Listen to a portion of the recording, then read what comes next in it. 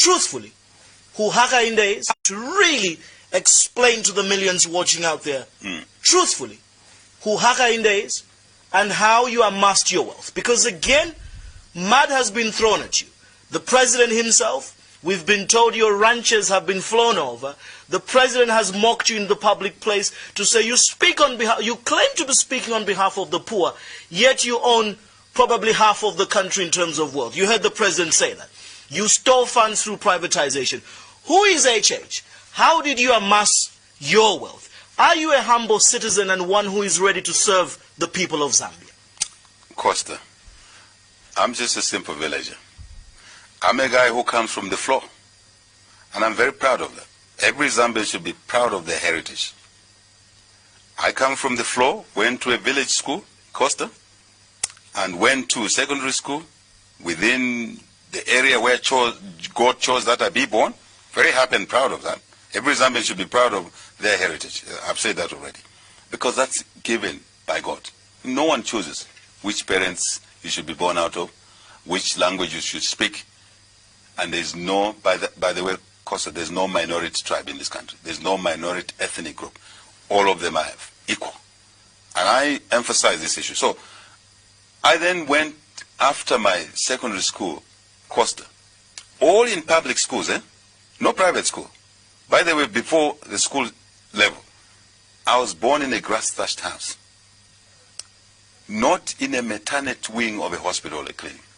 In a village, we drew water from a shallow well, walked to school, Costa, barefoot, basically, walked to school. And this is the reason why I'm very passionate about education, so that no other children, whether they're orphans or not, should go through what we went through. Costa, I went to University of Zambia to study economics and business on a government scholarship. Hey, who are we that we seek public office and are not willing to offer education to that child from a compound, or that child who is a double orphan, mother and father are dead? Who are we? Then there's something wrong with us, because we actually ought to make it easier for the children to acquire skills than it was for us. So Costa from there did many things, many things. I bought my first plot, Costa, to construct a house which I could afford at the time. Not far from where we're seated, Kalingalinga. You know where Kalingalinga is? Very near your studio here. My second salary, I bought a plot.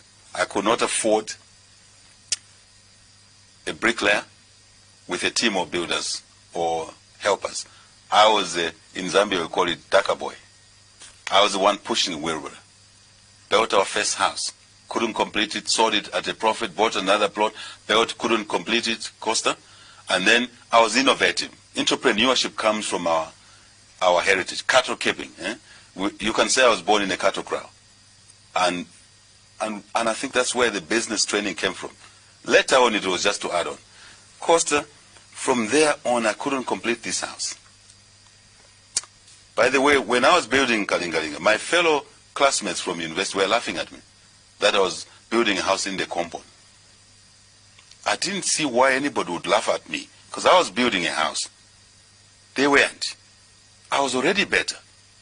And I had nothing to lose. So this culture, Costa, where people place themselves where they don't belong, is actually wrong. So I went to a company then, those days, and I told them I was going out for studies for a couple of years in Europe, in UK to be specific. And I said to the guys, look, I can't complete this house. Complete it for me. 1 year you don't pay rent. I went away. Cost of the house was completed. When I came back, there was rent in my bank account. After a year, the rest is history. We've worked for ourselves, Costa. We've come from the floor. I'm a grassroots person. I'm just a simple villager. So there's nothing. Where do all these allegations and clamor come from? Because there is a picture painted that something dubious along the way, or something irregular or unethical was done by HH and group, and this is how this group of young techs who are now, financially powerful, want now to take over the reins of politics and this country's leadership. There's still that gray area that even the likes of the president say, can he explain just how he's one of the top rich guys in this country with ranches that are always flown over to show as an example to the Zambians? Costa, our situation, my situation must be used positively. It must not be used to ridicule Hakainde. First, the president was out of order, and I challenged him that I'm not a thief.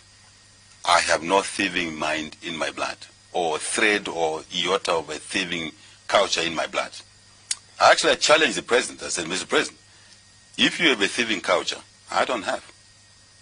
And you know this president we're talking about. If I had stolen anything, the other time he said I stole cattle, and I simply said to him, Mr. President, cattle are not like rats. Cattle have owners, right?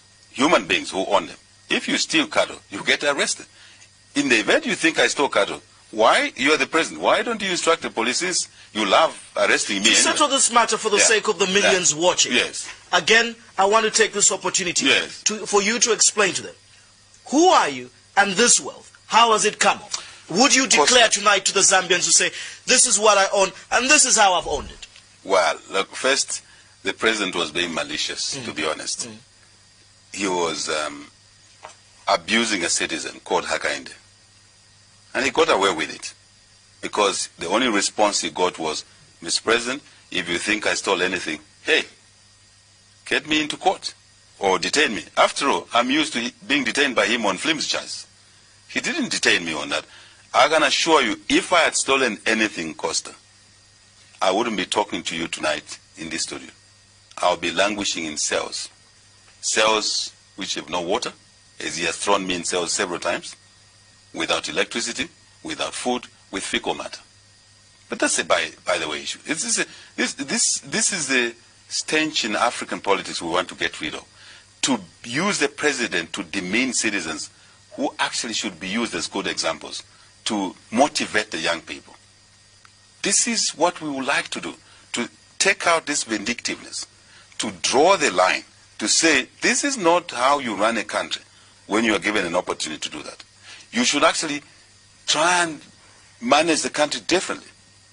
Manage the country in a professional manner. President H.H., I want to go to the text messages in putting this matter to rest, because you are in a political ring where your opponents are seemingly glaring or throwing mud about you about something they believe is not right about you. For the sake of a Zambian watching out there who probably wants to put a vote on you, how do you convince them that there's something or everything right about you against these allegations?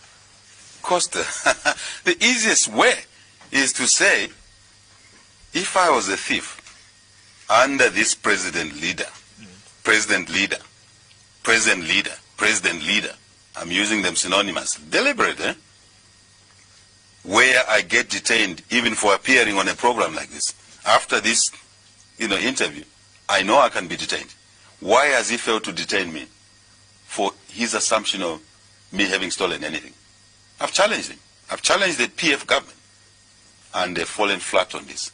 That should prove to you that there's nothing wrong we've done. Because if there was anything wrong we had done, they would have jumped on it, because they have appetite to lock people like me up. So, hang on, Costa, a little bit. So, Zambians must know that hard work pays, Costa. Opportunity. First opportunity I got, you should ask me the question, is education. I told you I went to school on a government scholarship. That was for me, that was it. And I wasn't looking for any inheritance from anyone. That was enough. Education, I call Costa the best equalizer, the best inheritance.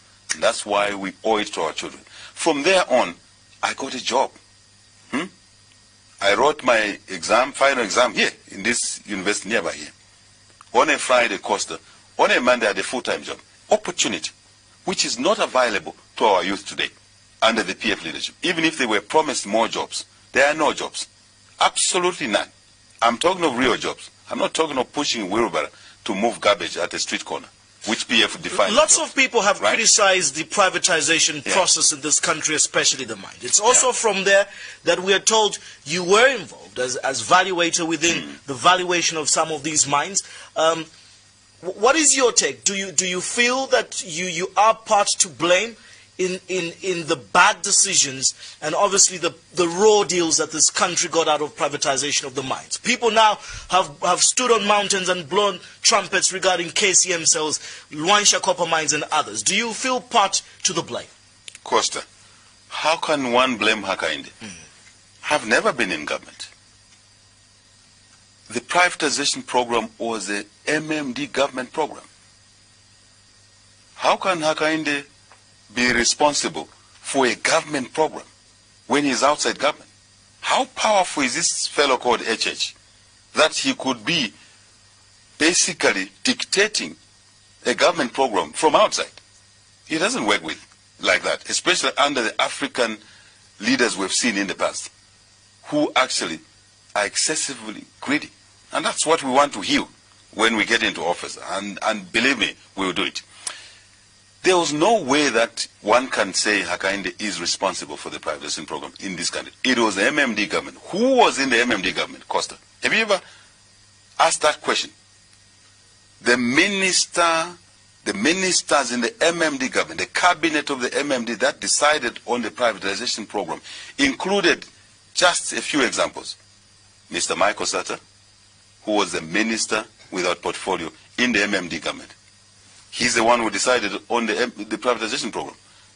Next, then Minister of Agriculture. Who is it? Dr. Guy Scott, who is today the Vice President of Zambia. He was in that cabinet. What was your role, despite not being part of government? Hang on, my friend. Let's use today's platform to clear issues that are used to ridicule Hakainde because of pettiness. And you're being given a chance on this platform. Exactly. So, second Minister of Agriculture, who sat in that cabinet to decide on the privatization program, Guy Scott, who today is the Vice President of Zambia. Who is the other minister? Or who is the other key player? The Minister of Finance, Alexander Chikwanda, was the Chief of Staff in State House under the MMD. They probably would have been the one advising President Chiluba, the late Chiluba, may he so rest in peace. How can Hakainde be more powerful than all these men who today are masquerading as not responsible for the privatization? Like you said, let's use this platform to clear these issues. What was your role? So I think I've convinced you and the viewers. Well, it's not me, it's the viewers. But what was your role? What was your role? Absolutely. Yeah. And the viewers, Costa, that it wasn't my domain. I was just a young professional doing my job. Here's my role. I ran a firm called Coopers & Lybrand, international firm of basically advisors. And we bid to do various pieces of work. Sometimes for clients, sometimes for whoever wanted. For example, Costa, if you are selling your house or you're selling your farm and you come to Hakainde to say, Hakainde, I want your firm to bid so that you can do me an asset verification. That's the job, an asset verification. And I bid my firm, which was running, and I win the tender. We negotiate the contract, you sign the contract. In that contract includes deliverables that I'll do an asset verification for you. That's what I'm trained to do. I'm proud of that. Then you agree the fees. No one is in prison. It's business. Is it true that you undervalued these assets Costa, to deprive the Zambians of what is due to them? Absolutely not true. That's malice. Malice of the same people who sat in the cabinet, like President Sata, Guy Scott, and the Chief of Staff Chikwanda, who sat in that cabinet. That's malice. What is your comment on the low amounts that, Ramco's bought Luansha mines, that the low amounts that Nchanga was bought for? What is your take as an expert in asset verification? I can tell you that there's no competence in the government to negotiate deals good for Zambia. The government, because they were the sellers. Hakainde was not a seller. I was never a seller. Now, let me you were on the other side of the negotiation. Let me complete the example I gave you. And then I do an asset verification for you. and you want to use that asset verification to negotiate with a buyer.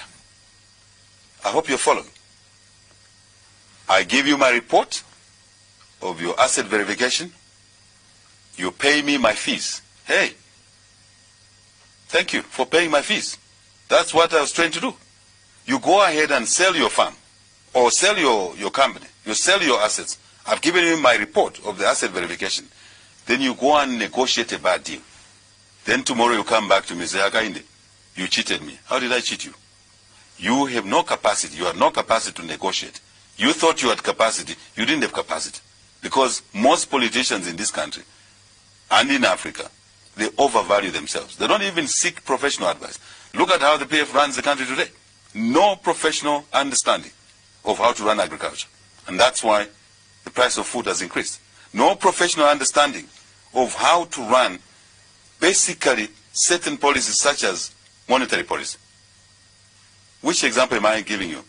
Statutory Instrument 33, which the PF cabinet, and 20 years later, Costa, let me remind you, some of the members of the cabinet in PF today who introduced Statutory Instrument 33, which effectively was flawed, and ask me how it was flawed. In an import-dependent economy, you close out foreign exchange inflow routes. That was the effect of Statutory Instrument 33. And then tomorrow, you want to have a dollar to import your daily requirements. Fuel, machinery, tractor. What do? You kill the kwacha, you kill the currency. You damage basically the economy. And you are told, then you don't listen. This is what's happening in the PF today. And this is what UPND wants to fix.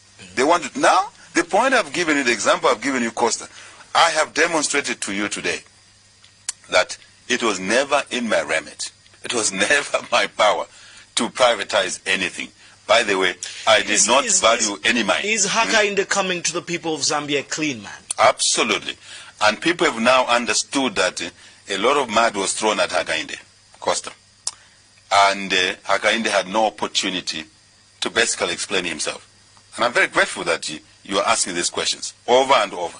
And Zambians have now basically made a judgment that Hakainde is a humble creature who first worked for himself. And that's the way I view public office, Costa. First work for yourself and your children, so that when you come to seek public office, you can now work for the children of the 14 million Zambians. For the viewers who have just been joining us or who have just joined us, we are talking State of the Nation. My guest, the UPND President, Hakainde Hichilema. Let's quickly, Director, get into the inbox and get some Facebook messages, tweets, as well as SMSs. On the other side of that, we'll be looking